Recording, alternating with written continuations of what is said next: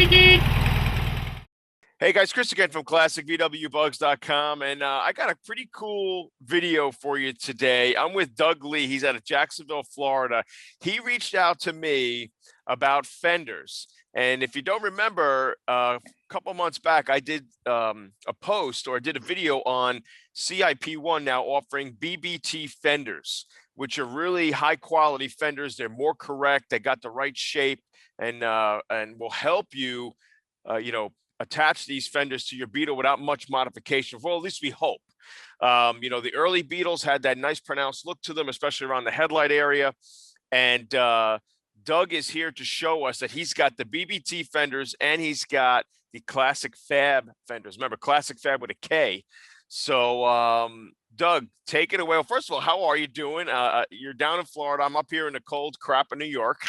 I hear you. Yeah. What's going on today, it's nice man? down here. It's nice, warm, good sunny days. Nice.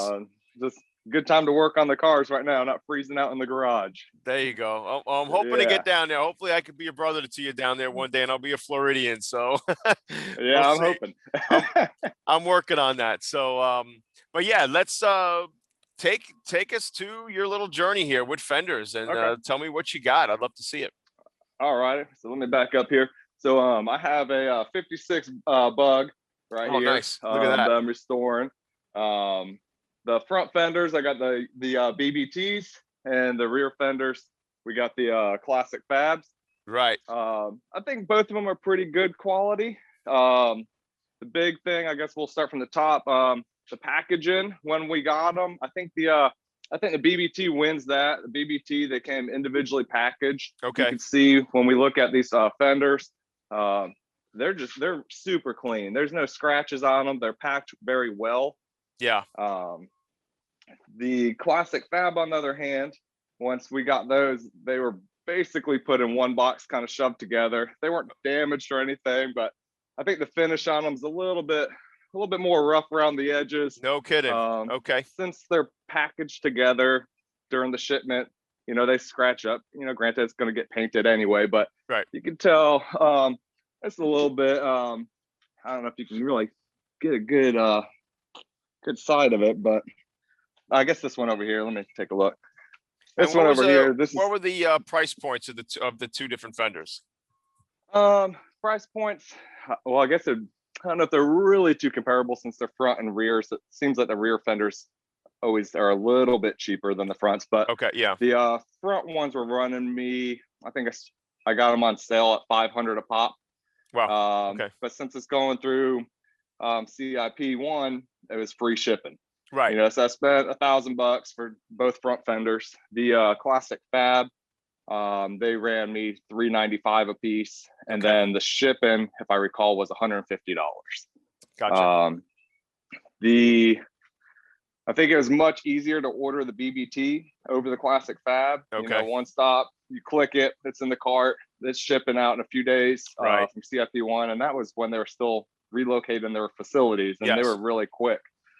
With the Klassic FAB, when I went to go order them, it just tells you they can't calculate shipping. You have to call the representatives, and it probably took me about 2 weeks to get in touch with somebody. Oh, so it's a little more difficult. That was my experience when I got heater channels from him a ways back.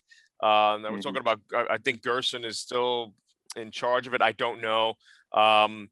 And when I ordered heater channels, I think they took a good month to get to me. And again, communication was a little CIP1, their customer service is pretty good, pretty damn good. I can get on the phone with them today, and they're punching stuff up online for me, and they can get it rolling.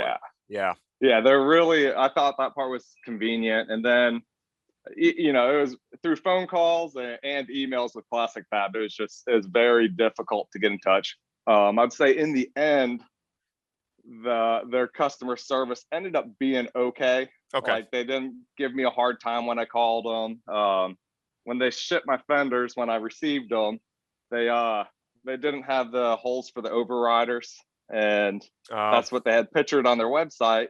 And so that's what I thought I was going to get. And so I ended up emailing and calling. That took another 2 weeks. And he's like, "Oh, I forgot to ask you that when I placed the order." Okay. Which isn't a big deal. I could drill them, but it's just, when you see a picture of the product you get, you expect to get that product. That's very true. And look, the price you're paying too. I mean, exactly. it's, I hear you. Because we could have bought a $150 Fender and just, went with it. But very true. I would say, now to compare both Fenders, I believe they're both 20 gauge metal. They unpackaging them. They both felt heavy duty. They weren't flimsy at all. So I think they're both on par with that. Can we see the Gerson fenders? Does he have the dimples underneath the he does in the bolt? Okay. Oh, yeah. So the dimples are there. Very good. They line up pretty good. At first, my car, I just recently stripped it, but when I put these fenders on, my car was not stripped down, and so I was having a lot of trouble getting them to line up to the body. After I stripped the car down, I had a little bit of damage back there that I didn't know about. Okay. From the underside, it looked fine, so I was like, there's nothing on top, but there was some damage on top. So that's probably just wear and tear on my vehicle. We're still getting that sorted out. You can tell here, my rear apron, where it meets up to the fender, it's a little off, but this is where my damage was. So I think that's my vehicle, not the fender itself. Okay. But it's a good half inch off or so. Wow. So we're gonna try to get this pulled up. Is that that's the stock apron, not a replacement? This is a stock apron, yeah. Okay. So it looks like they got I don't know if they caught something and tore it here, but there's a little weld here, and then the bumper bracket on the bottom. Let's see if I can get down there. The bumper bracket on the bottom. Oh, you need that. I had taken it off, but they put like a latest model here, and look at they weld a patch on there. Sure. So I think that's just my vehicle alone. I can't really ding the fender for that. Right. But we can get that straightened out. I feel as far as like the body lines on it, it fits the contour of the car pretty nicely as we go down. Okay. Yeah, the corner's good there. I mean, that looks all right. Yeah. Yeah, the corner's not bad. It all lines up pretty well. This side, my corner's a little bit more off, but I think with the fender beating, I think it'll help that out. I don't think it's gonna be much of an issue. And this one's down here in this corner, it's lining up a lot better, but I still got a little bit of a lip here. So wow. But like I said, this side on my fender or on my apron doesn't appear to be damaged. So I think we're just gonna have to play around with that one a little bit. Okay. But overall, I think they're pretty decent fenders. I think to be honest, with BBT, I like the reproduction rear ones, the dimples, and I'd probably just go ahead and spend the extra and buy those. I think. Do the BBT makes rear fenders? They have them on their website. Okay. They just don't look, I guess, the same. I don't know if maybe they're like a different production line. I'm not really sure, but they don't really look like the same as these new front ones that they've been selling. So I mean, I know there's the inexpensive IGP version, and that's what it looks like. Oh, real wow. I mean, I've gotten those before, and they actually have the dimples in between. They're the Brazilian fenders, I believe. They have the dimples in between the bolt holes, so they're kind of reminisce the early Beetle. Okay. You do have to finagle them a little bit to get them to fit, but you're saving. I mean, I think those fenders are, like you said, $150 a piece. And then Sip One has those. But if you have an early Beetle with the snowflake taillight, you're going to have to reposition those holes, because the holes they give you on those fenders are for, say, 62 to 67. So you have to fill those and reposition those. And that's, I guess, get into the tail lights. These are already drilled. These Klassic FAB ones are already drilled for the tail lights. They already came with the the bumper cutouts. Like I said, mine just did not come with the overrider holes, which I do plan on using. And he says they do sell them. It just, he forgot to ask me. So oh my gosh, that's crazy. All right. That's okay.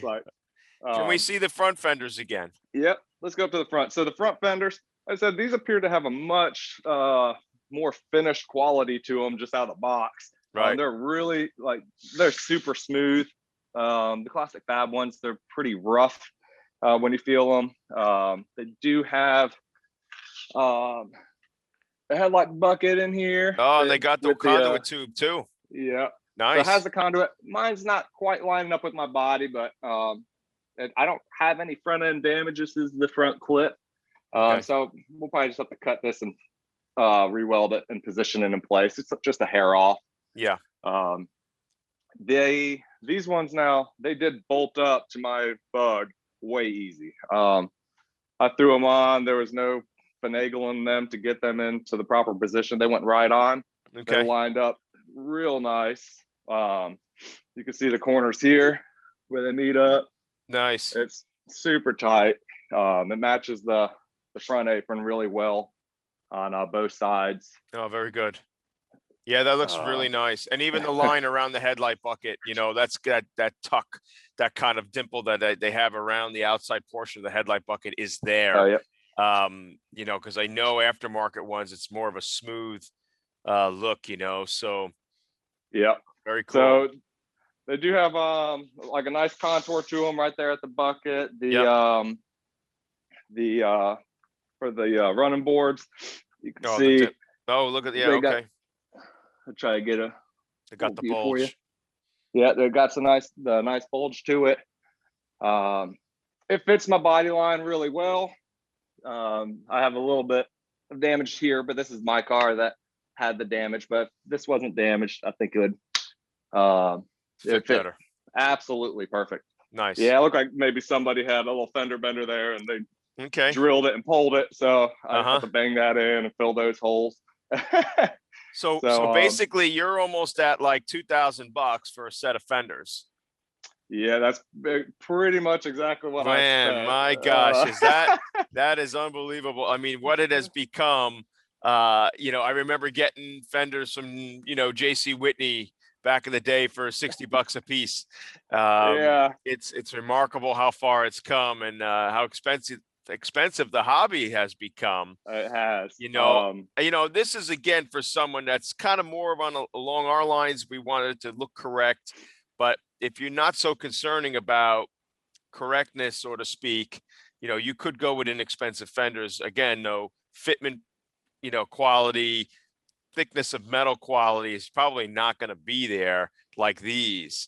So, you know, when you got a 50s Beetle like what you have, or you got, you know, an oval or a split window, or even a 58, 59, you know, those got some characteristics of real vintage look to them. So, yeah. But they I even tried to be resourceful and go up to some local salvage yards, and there's one that was known back in the day for Volkswagens, and he has I don't know, 2 or 3 semi truck trailers out there full of parts. So I dug through there, and most of all the parts in there are 60s and 70s fenders and wings, and he did have one bullet front fender, but the amount of rust and damage to it, I probably have spent the same amount to restore that's what it's come down to. Buying it. And that's what it's come down to. And the market knows this, you know, because I mean, I could get a good German fender, but if it's got rot to it, the amount of body work it's going to take to get, and not for nothing, the body shops would rather have the new part, you know, it's less work for them, you know. Yeah, that's why I feel. It's, you know, they might not be 100% perfect, but at the same time, these cars are 60 years old, so your car's probably not perfect either. So I just didn't feel like that was the right way to go as far as buying, you know, even on the sound. But some of these guys are selling, you know, a bullet fender for $300. Oh yeah, it's like it got run over by a car. No, I hear you. I know you're better off, you know, and I think that as time goes on, you know, places like Wolf Parts and RestorationPanels.com, I mean, I think pretty soon you're almost going to get every piece of the car to put together, because again, they're getting to 60+ years. What are you going to do? You know, finding a donor car now is not always in the cards anymore, you know, so I'll show you one other thing real fast. Because I am, you know, this, like I said, this was a 56, so I am planning to put the bullet markers on here. Oh wow, okay. And they do not have BBT doesn't have obviously the bullet markers for it, so you got to retrofit that yourself. But I ended up buying a little set of them, and there's a little rough fit on there, but you can tell like it as far. I don't know if we can get in there. You can see like it fits around there pretty well. Let me try to get this camera lined up and try to get your contour going, but it fits on the fender pretty nicely. Okay. Like I said, that's just me throwing it on there real fast. I don't have exact measurements yet to get it on, but Right. So I think retrofitting these will be pretty easy. Get them back to old 56 style. Yep. Will work pretty well. So that's very cool, Doug. Well, listen, man, I really appreciate you taking the time out to come out and show us the fenders. I mean, that's people have been asking me questions, what kind of fenders I should get for their, for their Beetle. And you know, I did mention these fenders, and I have used the Klassic FABs before, not the BBTs yet. So very cool to see BBT, and I'm glad someone like SIP1's got them. It's only a matter of time they're going to get even better material, maybe better fenders for the rear. And stuff like that. So, because they're even carrying the aprons now too. Yeah. You know, so, and the correct H aprons and all. So, but very, very cool, man. I'll say these BBTs, you can't go wrong with them. They're great. There was another guy in the Samba that bought the Klassic FAB front. Yep. He was having some fitment issues. Okay. He was like, I really wish I bit the bullet and spent the extra couple $100 because the amount of work I got ahead of me is going to be quite a bit. Yeah. So, wow. Well, thank you again for taking the time out, man. I hope we can keep in touch and keep me in tune on your progress there, because I want to see what that bug's going to look like when it's all done. All right, perfect. It's about to go out to paint. Hopefully they pick it up today. Oh, nice. What color are you going for? We're going diamond green. Oh, very nice. Yeah, very that was nice. The original color for this one. So just trying to bring it back. Oh, that's excellent. That's excellent. So are you on Facebook or anything? If anyone ever wanted to reach out to you? I am not. I'm just on the Samba. Just the Samba. Okay, cool. Yeah. Okay, that's okay. So. All right, man. Well, I'll keep you posted and send you some photos. And once these fenders get painted and everything and all tuned up, maybe we can. I'll send a few photos you can maybe attach to the video or so. Yeah, that'd be excellent. Excellent stuff. But all right, guys, listen, please be sure to like, subscribe, and hit that notification bell. And we bring you VW content like this each and every week. Doug, thank you once again. I'll see you later, man. Keep dubbing. All right. All right. Peace. Bye.